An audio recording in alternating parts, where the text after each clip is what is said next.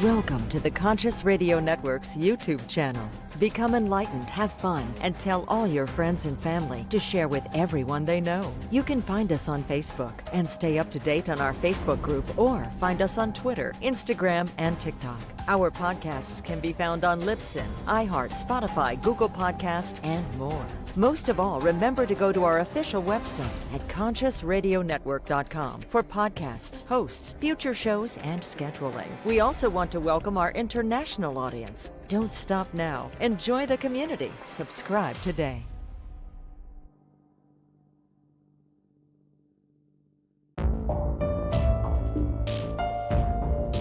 This is the Conscious Radio Network.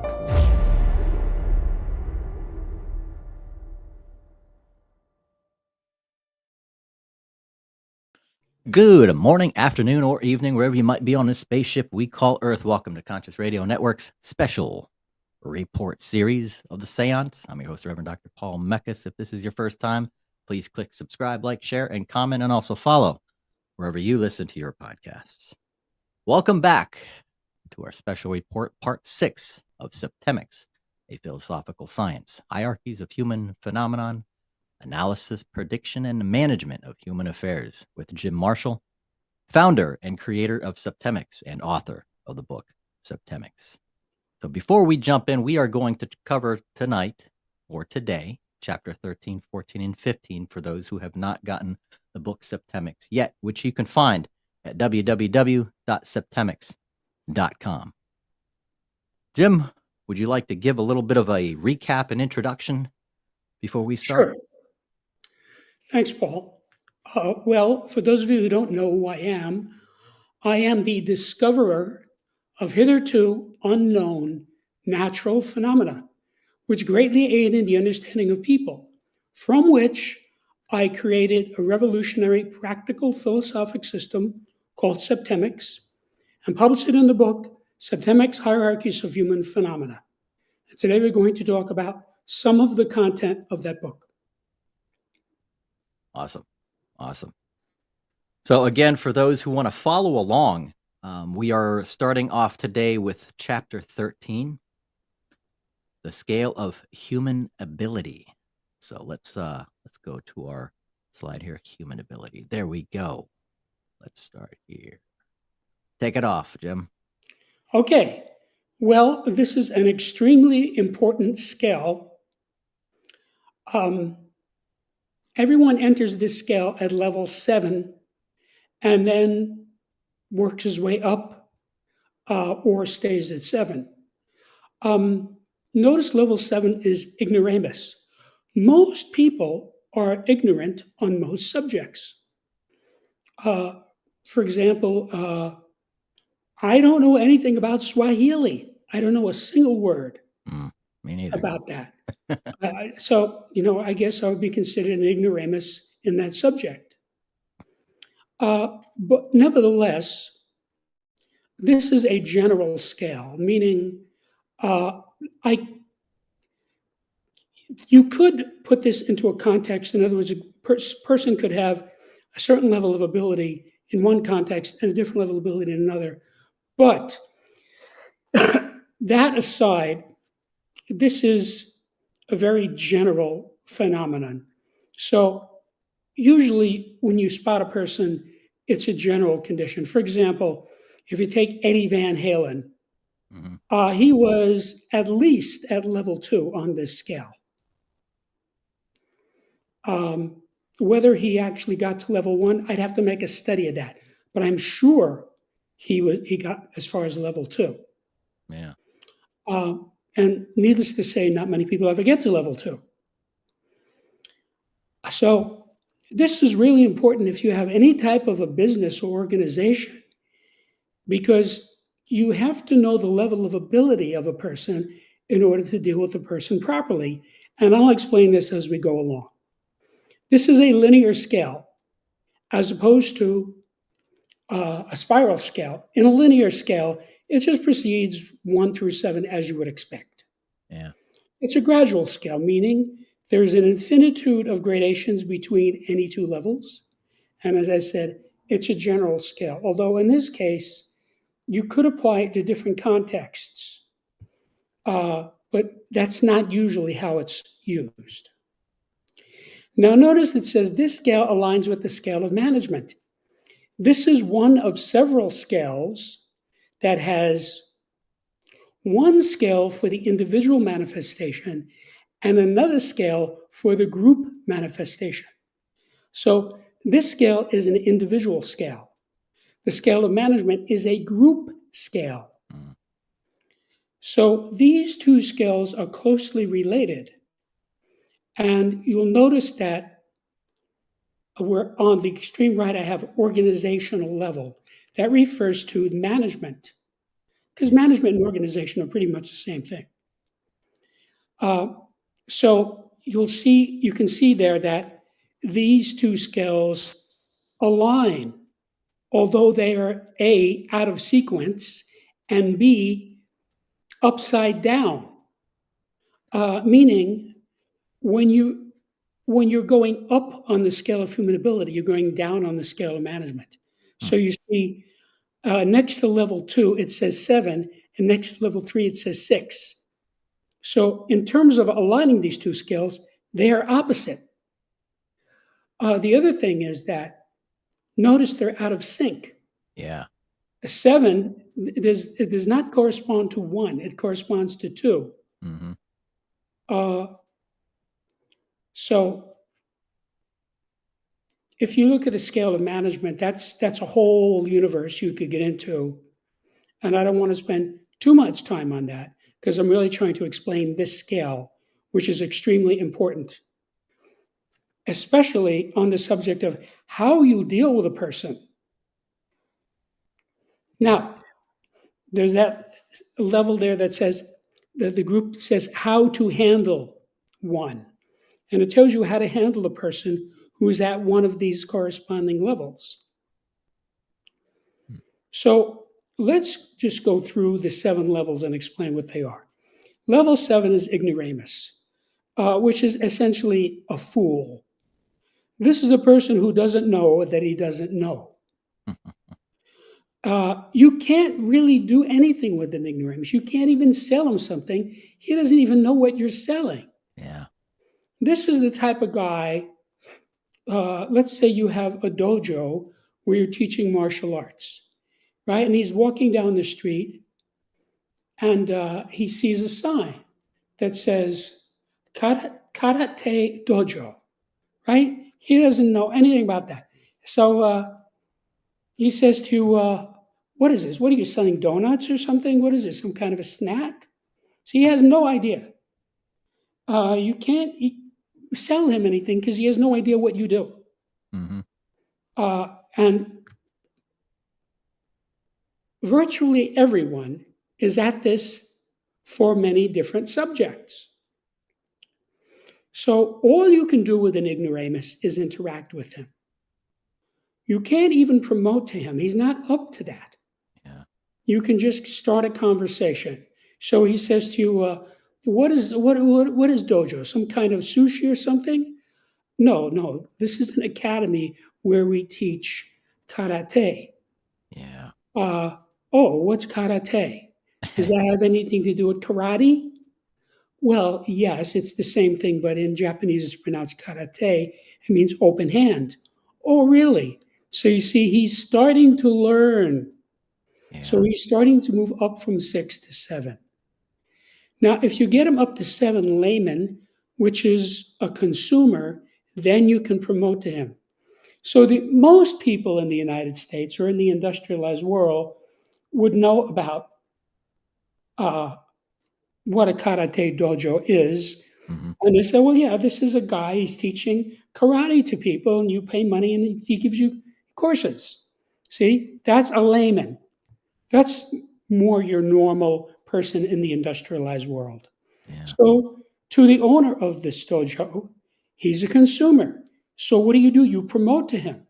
You say, yes, we have classes here 7 days a week. It's only $15 a class, and we teach all levels. You see, you're promoting. He's finding out about you. Mm-hmm. You can do that with a layman. Now, if this guy continues to learn about this, he'll come up to 5, amateur. An amateur is a dilettante. It's a person who knows quite a bit about it, but not enough to be a professional. He's not competent at it yet because he's a dilettante. But these are your best customers. You see, let's say you're talking to a professional guitarist. Mhm. It's not going to be easy to sell him anything because he has it already. He has 6 guitars. You see, he has guitar tuners, he has amps. He's not going to be an easy person to sell something to because he already owns all this stuff.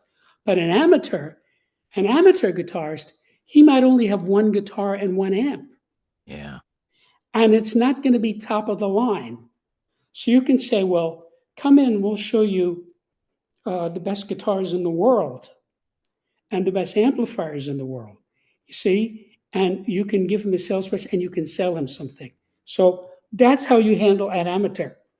Now, if you were to go to, for example, a football game, American football game, you would find a large majority of the men in that stadium had played football, high school football, college football, some kind of football, they played it.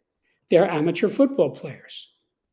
And that's why they're there spending $200 to watch this game. You see, you Yeah. can sell them something because they're amateurs. So let's move up. The next level is competent.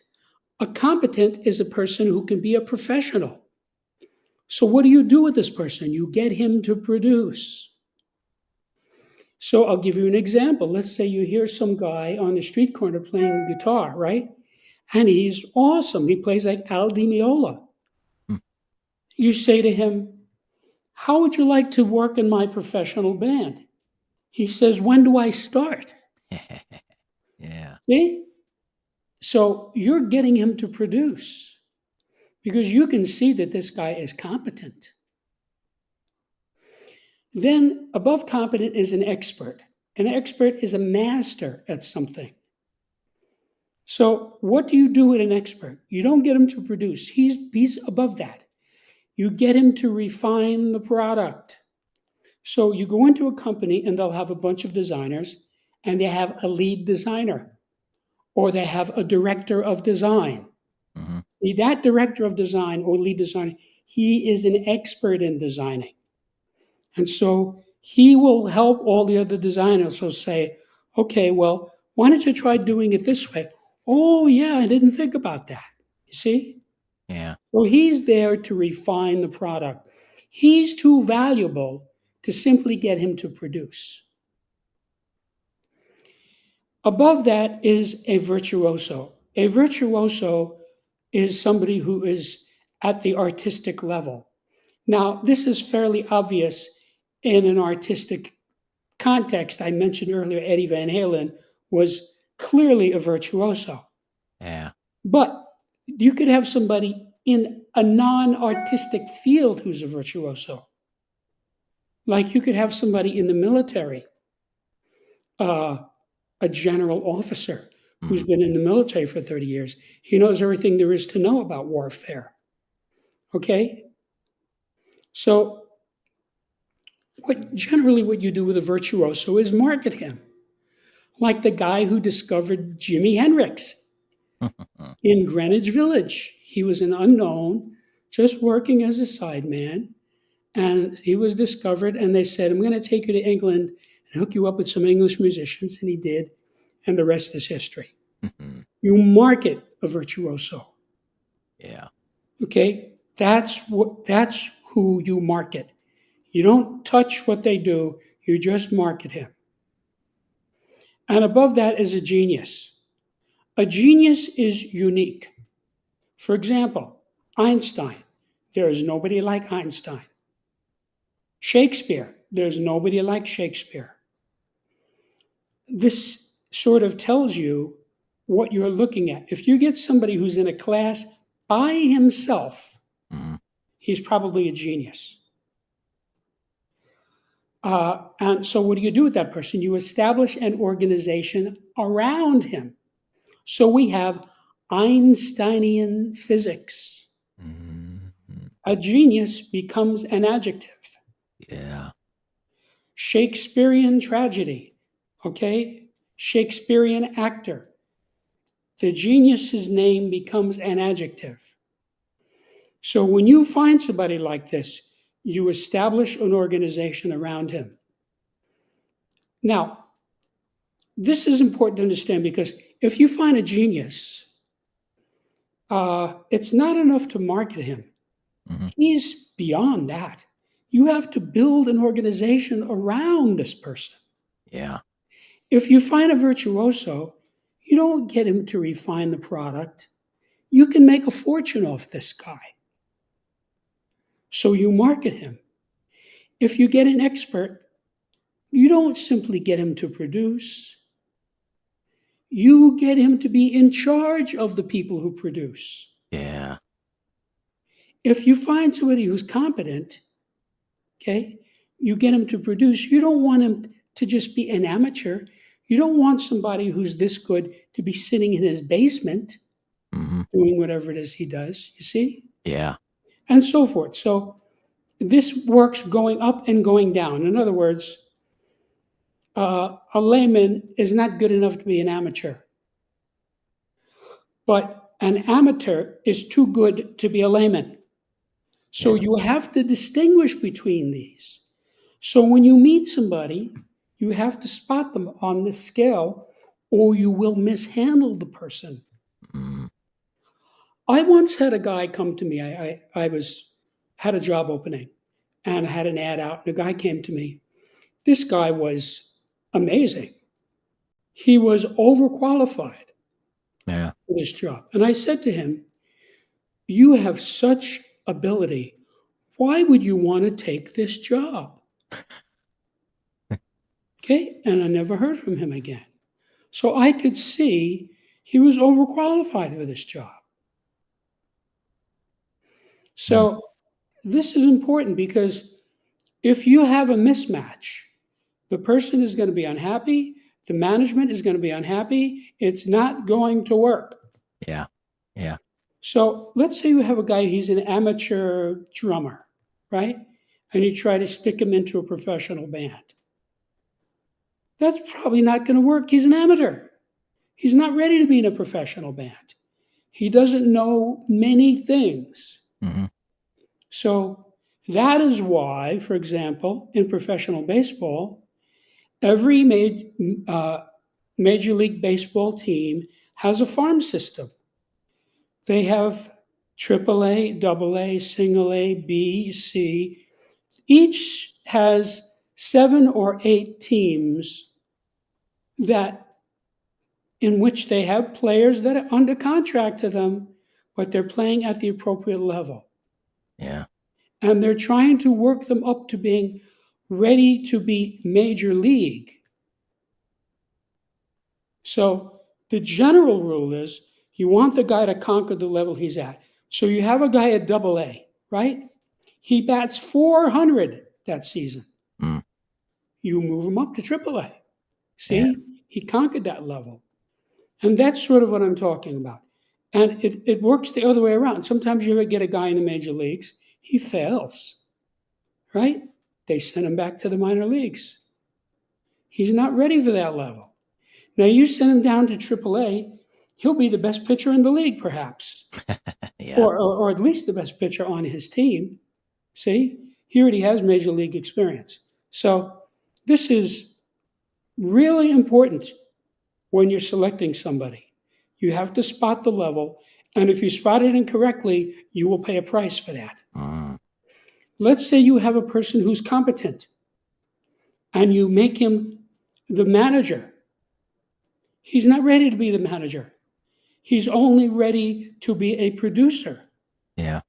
So you have a guy who's working on an assembly line, right? He's been there for years. He's very good at what he does. And you say, well, I'm going to put this guy in charge of this assembly line. Well, after that, production goes down because he's not ready for it. See, he's very good at being a professional production line worker, but he's not up to the level. He's not an expert yet. Yeah. Yeah. And that's who you want doing your refining. I once worked for an organization that had a guy who was in charge of quality control. He knew this subject upside down, inside out, and backwards. Okay? He was absolutely blasé about it. You could discuss anything with him. He knew exactly what you were talking about all the time. He always knew what to do. He always had the right recommendation. He was never wrong. And he made that organization run because all the producers under him were not that expert, and he would correct them. Yeah. When you see, you did this specific thing wrong, okay? Fix that, you see? Yep. And that would help because that guy would be better at what he did. So that's why this is really important. Now, by the way, in that same organization, this guy retired eventually, and they put another person in that spot. The person they replaced him with was not even competent. Oh. So every once in a while, I would talk to this guy and I would have to advise him.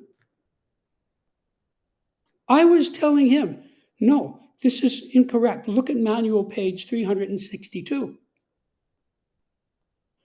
Yeah. And he just had no idea. And that hurt the organization.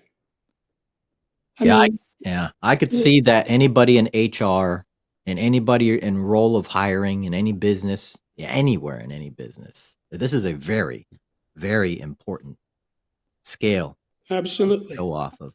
Because if you make one slip and somebody is not paying attention in the hiring process, it could be catastrophic. That's right. And it goes both ways. Yeah. Sometimes they let a person go who's absolutely brilliant.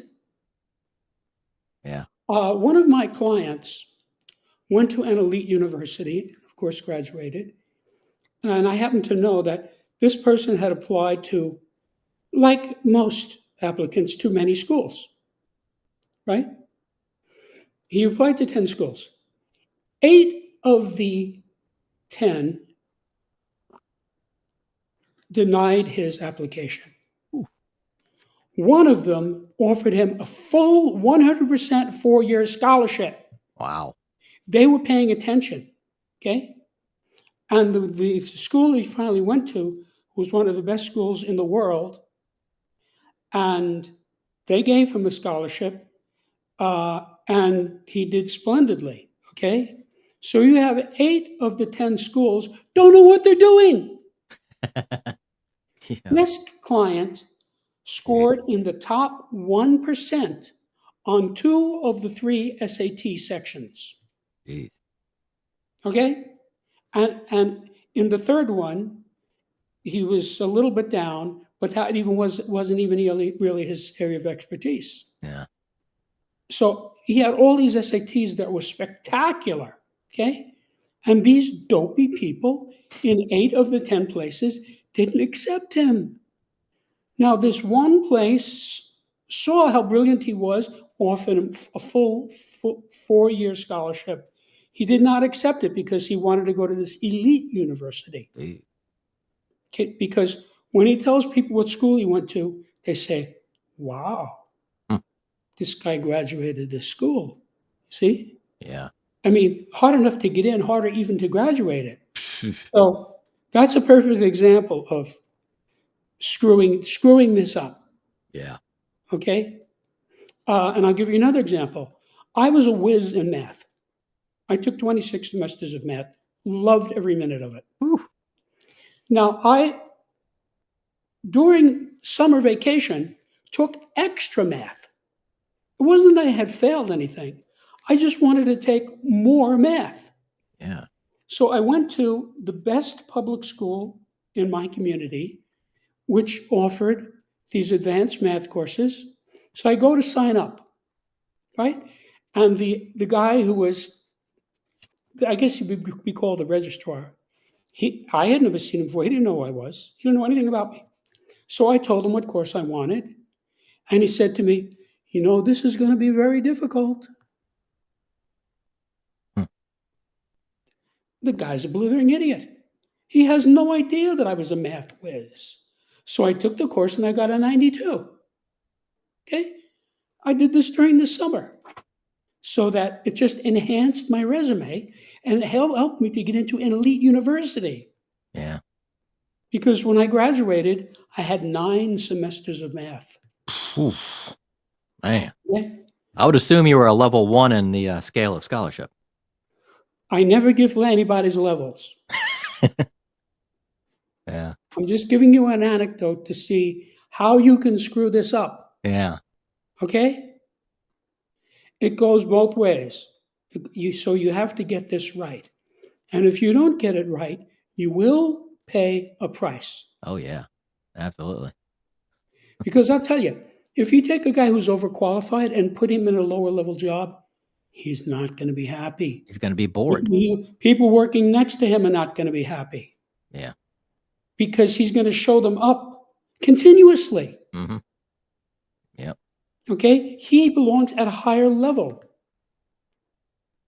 Yeah. Needs to be So challenged. this is how organizations sabotage themselves by getting the person that. So that is why it's relevant that this dovetails with the scale of management, because when you manage an organization, you have to know whom to hire and what job to put him in. Yeah. And I'll give you a perfect example. Ray Kurzweil. Okay, he is one of the top scientists at Google for artificial intelligence. So he was already world famous before Google hired him. But the owners of Google said, Ray Kurzweil, how much do you want? Yeah. You know? And he's one of the leading people on the planet in developing AI. So Kurzweil has been famous for 40 years. Yeah. For developing digital technology. So they put him in the right place. And as AI leaps ahead, it'll partially be because of him. Mm-hmm. Okay? So they didn't hire him, and say, well, we're going to have you start out as a receptionist and work your way up.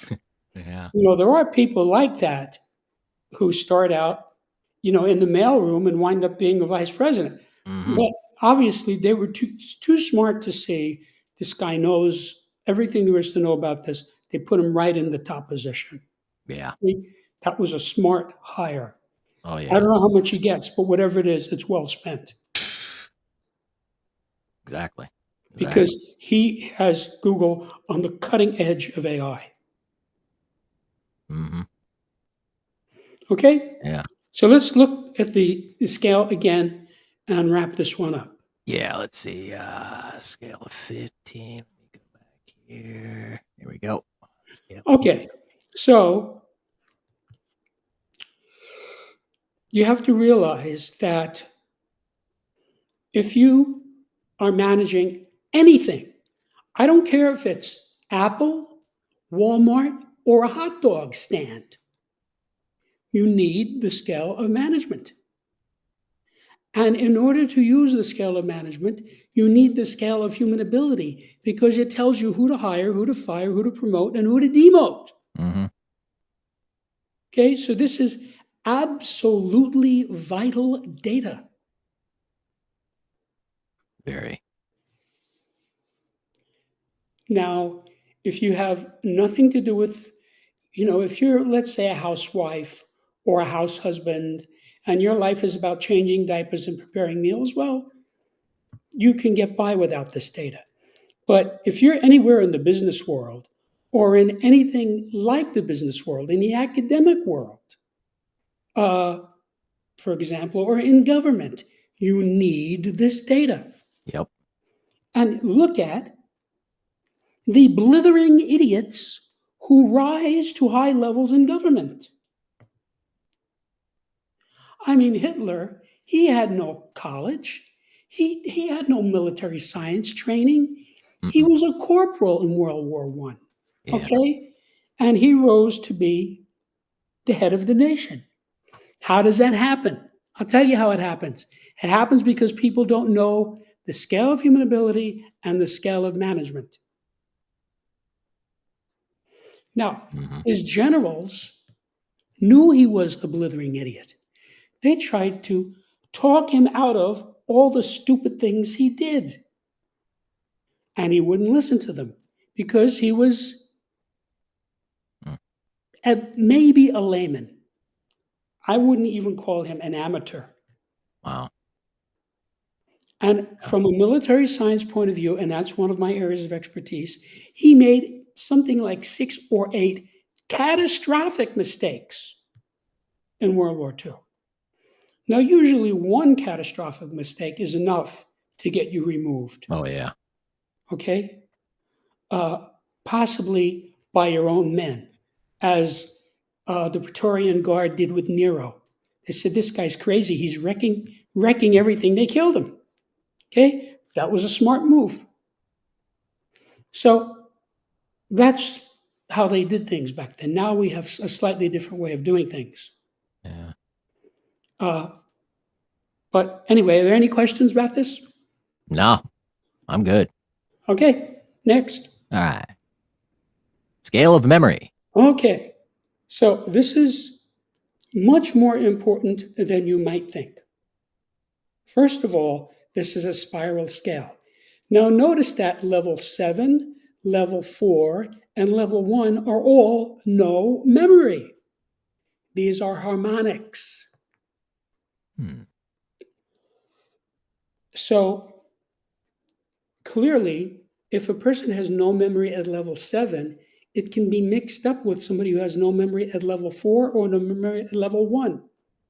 Okay, so this qualifies as a spiral scale. Yeah. People sometimes make that mistake. So you can have a guy who has no memory needed, which is level 1. This guy is so advanced, he doesn't need to have memory. And that you could make the mistake of thinking that he's at level 7, which is denial. Hmm. But he's not in denial. He just doesn't need any memory. He's beyond memory. And a perfect example of this is if you have a virtuoso musician who just gets up by himself and plays no music, no song title, and it's spectacular. He's just making it up as he going along. Okay, no memory is needed. I once knew a world famous jazz musician. He invited me to his house, and for a little get together. He had a grand piano in his living room, and so while we're all sitting there drinking our drinks and eating our chili, Mhm. he comes out with a cigarette hanging from his lips, sits down at the piano, and just played for 20 minutes. No song, no music. He just made it up as he went along. It was unbelievable. That's how good it was. He Yeah. didn't need to remember anything. You see? No memory needed at that level. Yeah. Now, at the bottom, no memory, denial. So this is a person who has no memory because he's denying it. So let's say you have a guy who was in an automobile accident, Mm. right? And now when he wakes up, he has amnesia. The automobile accident was real, it was actual, it was factual. But he is, in a sense, denying. He's saying, what automobile accident? How did I get here? You Yeah. see? That's no memory level 7. Okay, now this is a gradual scale, meaning there's an infinitude of gradations in between the levels. You don't jump instantaneously from level to level, it goes gradually. Yeah. And this is specific scale, meaning a person could have good memory in one thing and bad memory in another thing. Hmm. You often will find this in, for example, a chemist who has the periodic table memorized. You can name an element, and he can tell you what period and what group it's in. Okay? He has spectacular memory of this. But if you ask him, but he goes home and his wife says, where are the groceries? He says, what groceries? Don't you remember I gave you a list? I told you to get groceries. Oh, yeah, I forgot about that. Yeah. Okay? So there are people who are good in remembering some things, not good enough. So you have another guy who, if you give him a list and tell him to get groceries, he will not forget it. But if you ask him to recite the periodic table, he can't do it, even though he passed chemistry. Huh. So this is a specific scale. Now, let's look at the axis. On the right, you have the vertical dotted line. Now, above level 1 is absolute truth, and below level 7 is absolute falsity.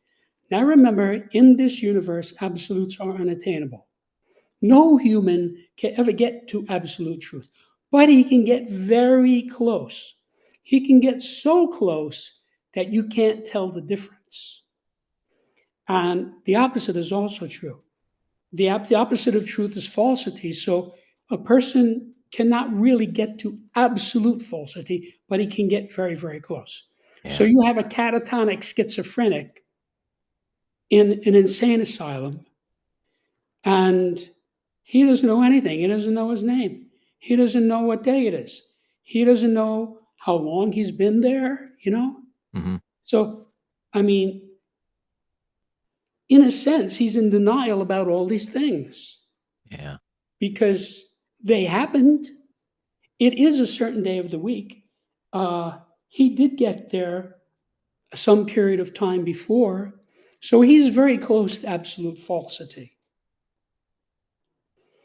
Um, Something I noticed many years ago, there are people who are so stupid and or ignorant that they are consistently wrong. And it's worth listening to what they say because you should just do the exact opposite of what they say. Yeah. Okay? Yeah. I'm not mentioning any names, but there are people out there, they're just dead wrong about everything. I mean, just as a historic example, how many million people predicted that Hillary would be president and Trump would lose? Mm. Yeah. Everybody was almost certain of that. Right. Okay. Now, I predicted that Trump would win 5 months in advance because I've been following political science and current events since I was about 12. Yeah. And I was able to process the data through my septemic lens to see what was going on. And I publicly predicted this guy's going to be president. Mm. So it's not as if it couldn't be done, Yeah. but you had all these people who were just dead wrong. And there are people who are dead wrong consistently. I know somebody who was so consistently wrong, I paid close attention to anything this person said so that I would know that whatever this person predicted was absolutely not going to happen. Mm. And whatever they said to do, I did the exact opposite and had a 99% success rate with that. Okay? Yeah. So what are we measuring with the scale? Remember, when you have a scale measures something, right? Yeah. Like the scale of pH, right? Goes Mhm. from +7 to -7. It's measuring acidity or alkalinity, depending on what part of the scale you're in. So what are we measuring here? We're measuring truth and falsity. So the further down the scale you are, the closer you are to falsity. So if you have a person who's at level 7, if he says anything at all, it's going to be false. If you have a person at level 6, almost everything he says is going to be false. If you have a person at level 5, most of what he says is going to be false, and so forth. Mhm. Okay?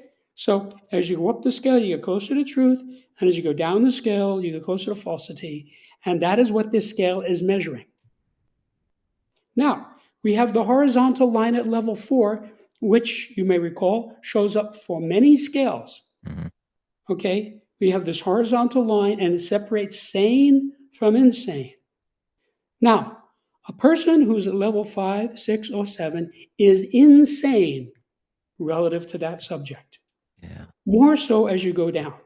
A person who's at level 1, 2, or 3 is sane on that subject. More so as you go up. A person at level 4, this is sort of what we think of as normal behavior. Mm-hmm. So level 4, this is like a guy who says, I can't remember where I put my keys. He forgot. He forgot where his keys. He knows he forgot where he puts his keys. In other words, he has a distinct sensibility that he has forgotten this thing. Yeah. He knows he forgot it. It's like a guy, where did I put my eyeglasses? They could be on top of his head, but eventually he'll find them. And it's okay. That's normal. It's not sane and it's not insane.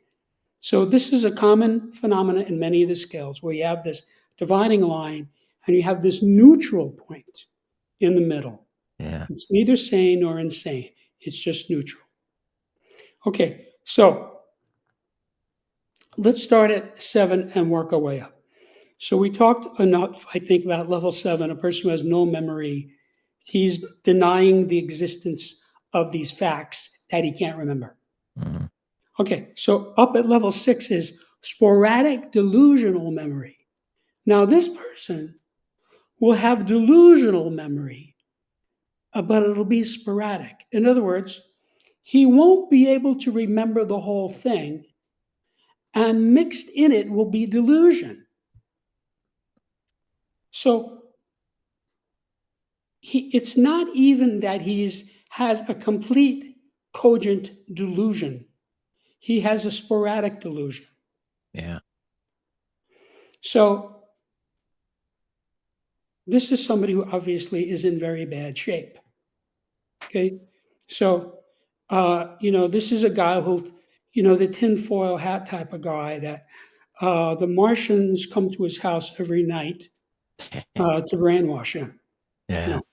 So you could talk to this guy, and in all candor, he'll tell you this. You can put him on a lie detector, and it will not show that he's lying, because to him it's true. But it'll be sporadic.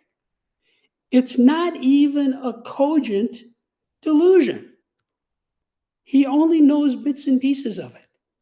Okay, well, you're saying the Martians come at night. Well, did they come last night? Yes. Did they come the night before? I don't remember. Mm. See, it's sporadic. Yeah. Now, up from that is just a delusional memory. So this is a guy who has some contents in his mind that does not correspond to fact. And he will have a completely delusional memory. So this is the type of guy he'll be convinced that his father beat him every day when he was growing up. This is some weird psychological thing that he has to explain why he turned out to be a criminal. Yeah. So it's a delusional memory, and it is a complete delusional memory. Oh, what did your father hit you with? Well, usually he hit me with a strap. You see, It's not sporadic. It's a complete delusional memory. Now you can say, well, that's crazy. Of course it's crazy. That's what I said. So when you get, down to sporadic delusional memory, that's somebody who's probably in an insane asylum Yeah. and is diagnosably mentally ill. Now there are lots of people around with these delusional memories who somehow manage to hold a job, manage to have a family, but they have it all figured out. And I'll give you a perfect example. Hitler's belief that the Jews were responsible for all of the ills of Germany. Okay? He's got this all figured out. Yeah. It's a delusional memory. Okay? It's not sporadic. He can give you chapter and verse.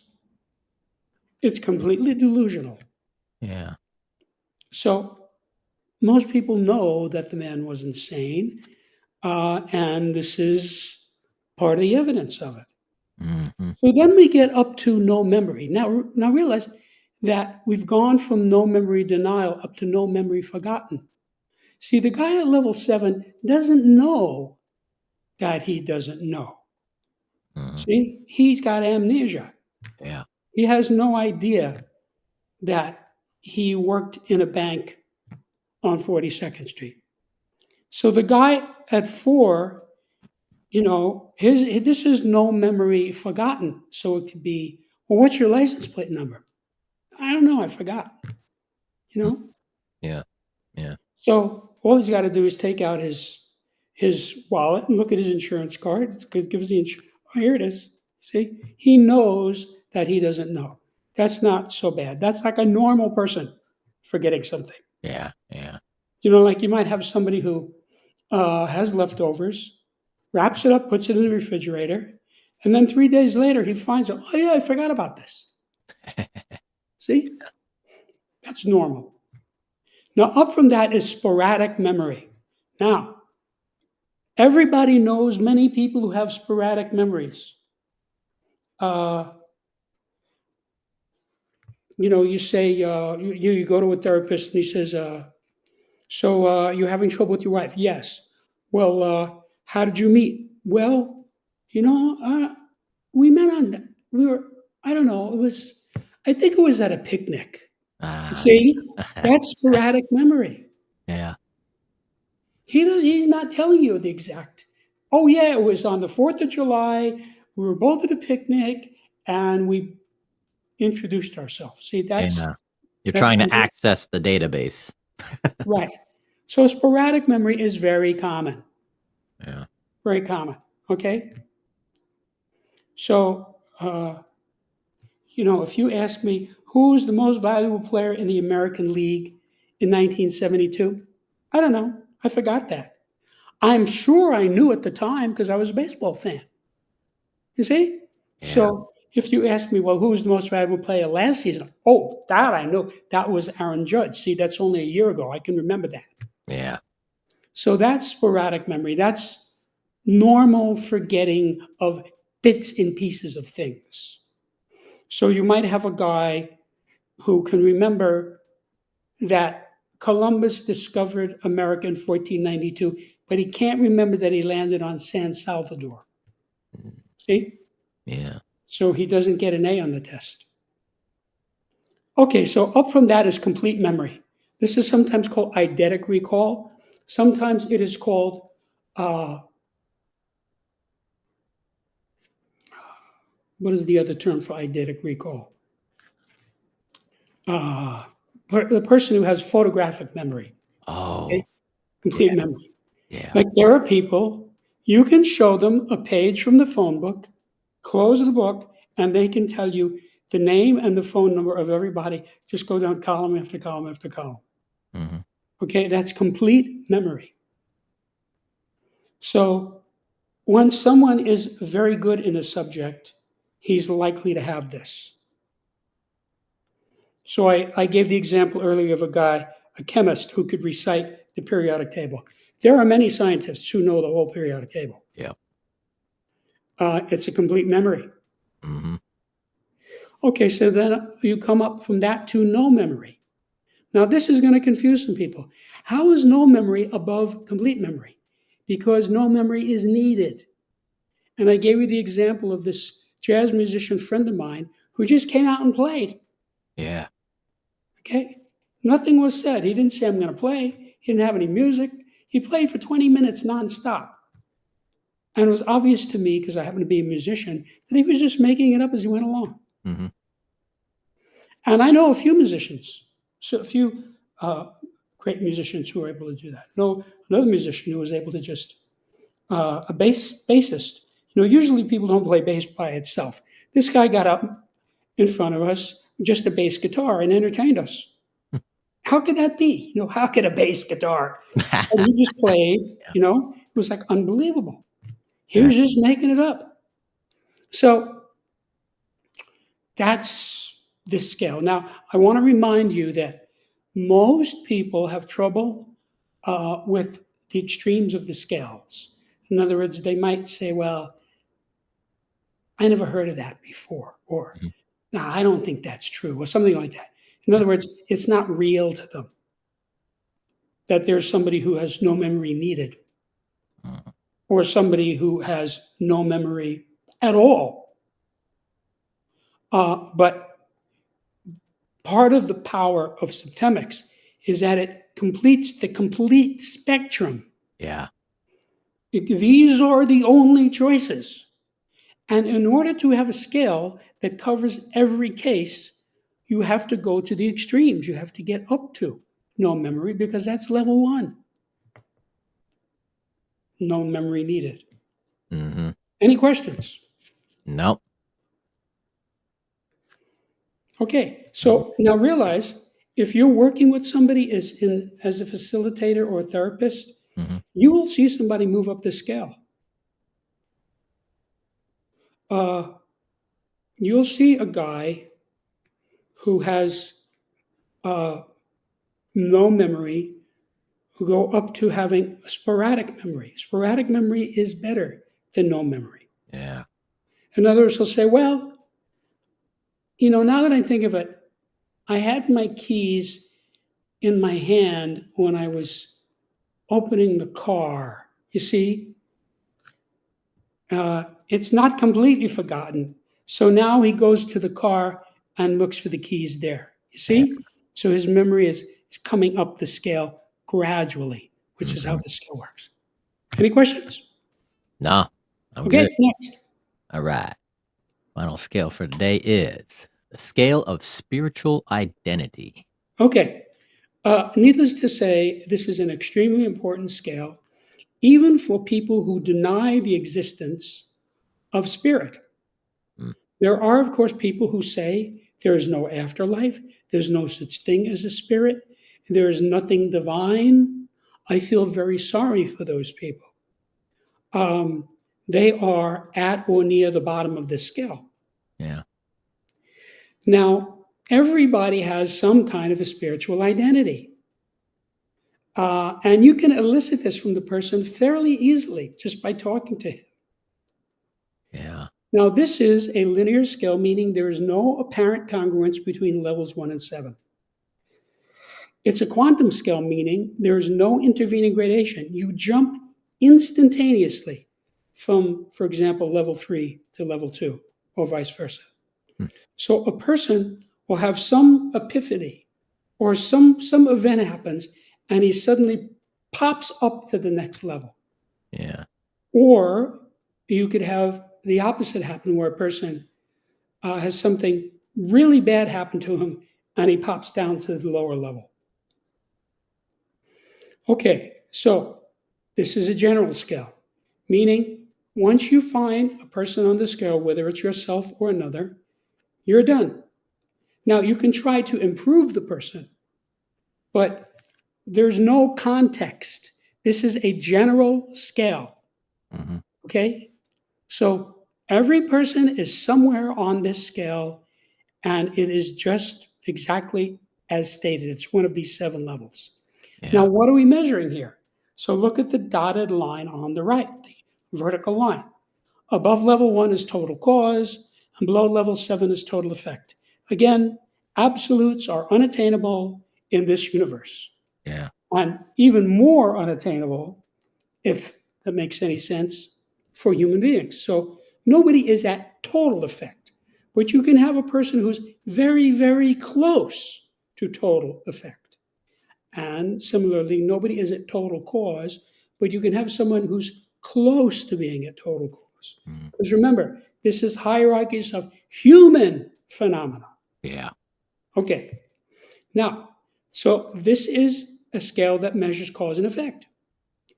So the more causative the person is, the higher on the scale he will be.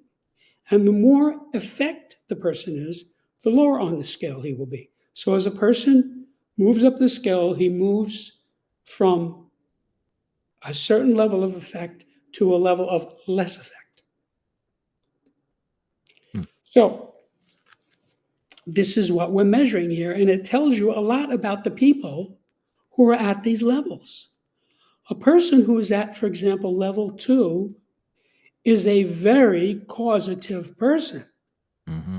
A person who's at, for example, level 6 is not a causative person. This is the type of person who couldn't crack an egg if he stood on it. Okay? Because he's at effect. And I'm sure you've seen people like this. There are people who are just at effect. Mm-hmm. They can't do anything. You ask them to do a simple thing and they can't do it. Yeah. Because they're not causative enough to do it. So let's start at the bottom. So, an inanimate object. Remember, most people are not going to have a personal reality on the extremes of the scales. So most people are going to say, how could a person have the spiritual identity of being an inanimate object? Mm. Well, this has been known for thousands of years. There are actual spiritual beings who think they are a thing. Yeah. You can find a spirit who thinks he's a rock, who thinks he's a grain of sand. Mm. And if your telepathy is good enough, you can communicate with them. Because beings are beings. And if you have the ability to communicate directly to a being, that is what telepathy is. Yeah. So these are beings who are way, way down, close to total effect. So you can have a being who's just being a rock, and he's been that rock, let's say, for 1 million years. Mm-hmm. So this being can't do much of anything. Now, above that is a being who thinks he's an animate object. Now, I say animal, but could it also mean plant? Mm. But we think of it more as animal, like a dog, right? You have a spiritual being who thinks he's a dog. He's Rover. Yeah. Or a being who's being a cow, or a being who's being a worm. So there are beings whose spiritual identity is an animate object. You could have a being who thinks he's a tulip, or thinks he's a tree or a rose bush. And many people have observed this, that they could communicate with a tree. There's a being there. Yeah. Now, if your telepathy isn't so good, then you probably can't do that. But that's that person's spiritual identity. Now, there are humans who think they're just animals. I think it was Plato, if I recall correctly, who said, humans are animals who can talk. Yeah. So you can find a very, very downscale person who's being a human, but he just thinks of himself as an animal, period. Okay, so up from that, we get into what you might call normal people, okay? A persona.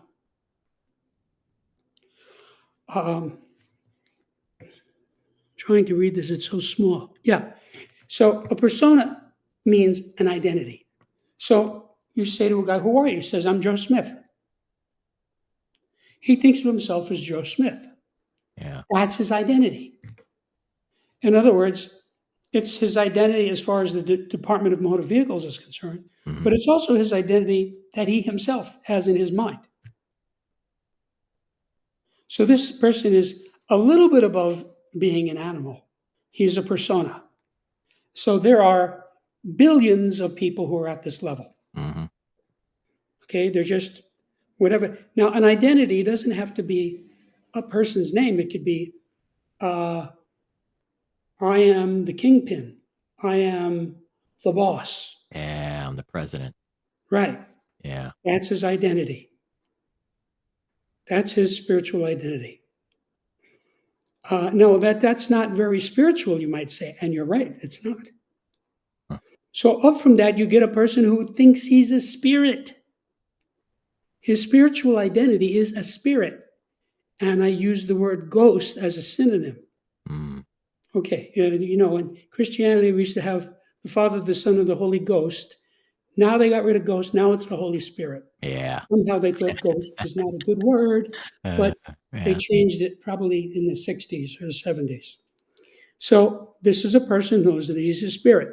Most of the people in the world know that they are a spirit. Okay?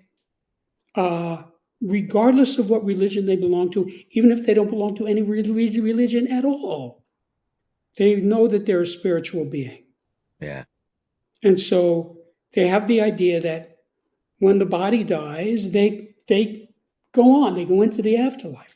Now, of course, different religions have different dogma about what happens to you after you die. Mm-hmm. But that doesn't really matter here. This is a person who knows that he's a spirit. So you can see this is in the middle of the scale. This person is fairly causative. So it tells you if a person does not believe that he's a spiritual being, he's in bad shape. Yeah. He's at or near the bottom of the scale. Okay, so then you go above that to an angel. Well, an angel is a free being. Now, to be more specific, an angel is a benevolent spirit who has a mind. Angels have minds and personalities. So you might say, well, if a guy's a human, he can't be at this level. And I don't know if that's true or not. You might actually have some living human beings who are at this level, Mm-hmm. very holy, saintly beings. Yeah. This type of a person would not be disturbed at all at the prospect that he's going to die because he's a free being. Oh, yeah, want to kill me? Okay, fine. He knows that he's already at that level of being a free being. Yeah. But this applies really more broadly to actual angels. Okay. Now, 80% of the American public avers a belief in angels. 80%. And you have to realize if you study world literature, in America we call them angels. In the English-speaking countries we call them angels, but they have this same basic belief all over the world. Yeah. Yeah. Okay, so there's a large majority of people understand this. Then you go up that you have a God. Well, what do we mean by this? This is a divine being. So this could be Zeus. This could be Mercury, Aphrodite, the thunder god, Yeah. Thor, right?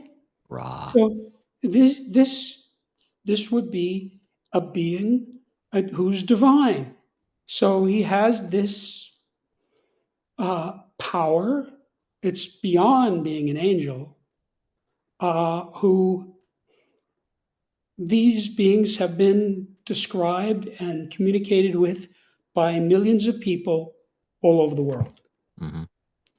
And then at the top, level one, you have the spiritual identity of infinity. So this is a person who just identifies with everything. In other words, he's not separate. And this is usually what people mean when they talk about God, Mm-hmm. as opposed to a God. Yeah. So these are the 7 levels. Hmm. And there are people who get into these higher levels temporarily and then go back down. Yeah. So, Yeah. so you can have a guy who has, some fantastic spiritual experience where he realizes or he has this identity of himself as a god. Okay, and then the acid wears off and he goes back down to being an angel. Yeah. Yeah. Some of these contemporarily be experienced through altered states of consciousness or Right, meditation. Yeah. right. So a person who is involved in uh, expansion of consciousness or some kind of advanced spiritual meditation will get to these states. Yeah. It's not easy to stay at these states No. because of the nature of the world we live in, especially the body. I mean, if you got yourself up to the point where you feel like a god and then you get a headache, it goes away. Mm-hmm. You see? Because you've got a headache. Yeah. So people do experience these temporarily. But there are beings who actually do exist at all of these levels. And if you have the telepathic ability, you can contact them. Yeah. Any questions? No. That is pretty straightforward. That I like that scale. Like, it's some of the work that's just the work that I work in. So it's like spiritual work. But this definitely, this scale I could definitely relate to, and I can see how it works. And it gives me a whole new view on spiritual identity as well, which is really cool. Right. Yes, it puts it into a gradient, Yeah. as do all the scales. These are the 7 gradients of spiritual identity, which is the power of Septemics. Mhm. I'm giving you the gradients across 35 axes. Yeah. And when you know the gradient, it's much, much easier to operate in the area. You know, in engineering, we have a principle. I don't know how long this has been around. I'm sure it's been around more than 100 years. But there's a maxim that says 90% of finding the answer or finding the correct answer is asking the right question. Yeah. See, like before Einstein, we had Newton. Nobody was asking the question that Einstein asked. So he came along and did these mathematical formulas that led him to E equals mc squared. And he predicted all of these phenomena that were later proven to be factual. Mhm. There was no experimental physical data that validated the theory of relativity when he came out with it in 1905, and then when he came out with the other one in 1915. So, you know, he was asking the right question. Yeah. Yeah. So you could just see, or like Nikola Tesla inventing the alternating current motor. See, he thought of this himself. He just saw it in his mind. We know this from his own explanations. Yeah. He saw in his mind how this would work. And then he just went into the 3-dimensional universe and built what was in his mind. That's amazing too, what he saw. It's like he saw this in his mind's eye. Everything that he created, he saw it first Right, and then put it together. He's like, oh, right, hell. right. So that is why Septemics is a deus ex machina, because you ask the right question. If you find out that you're at level 3, you target yourself for level 2. You will get there if you try. Mhm. We don't know how long it's going to take, what you're going to have to do, what you're going to have to go through. But if you try, you will get to the next level because it's the next level up. Just like a guy who's in AA ball, right? He plays very hard, he does all the right things, and then he moves up to AAA. Yeah. It's the next thing up. So that is the power of this subject, that I'm giving you the gradients across 35 axes. And that is why I often say any situation, difficulty, problem, dilemma, which arises in the life of any person can successfully be analyzed by one or more of these scales, usually more than one. Mhm. So you got a problem, a difficulty, a situation, a dilemma, whatever it is, You look in the book, try to find the scale that fits this the best, find your level on it, or maybe you'll get nowhere, maybe it's the wrong scale. Yeah. Go to another scale. You see, when you get the right scale, you'll be able to find the level. If you're honest with yourself, Yeah. obviously that's a big caveat. Got to be honest with yourself. Yep. That's right. So, Don't lie to yourself. right. So downscale people are not going to be able to use this book, Yeah. which is good because terrorists, torturers, war criminals, serial murderers, they are not going to benefit from this book because they're at or near the bottom of these scales. Yeah. That is why they are those things, because they're at or near the bottom. Because the dregs of society live at the bottom of these scales. So you see some guy who, like, for example, what went on in the Middle East recently, who cuts the head off a baby. That guy is at or near the bottom of most of these scales, if not all. Mhm. Okay? He's not going to benefit from this. He's not going to read the book. And even if he did read it, he wouldn't understand it. And even if he did understand it, he would not use it because it's contrary to his way of life. Yeah. Absolutely. That's good news. Because the people who benefit from this are the people who you want to benefit. People like you Yeah. who help people.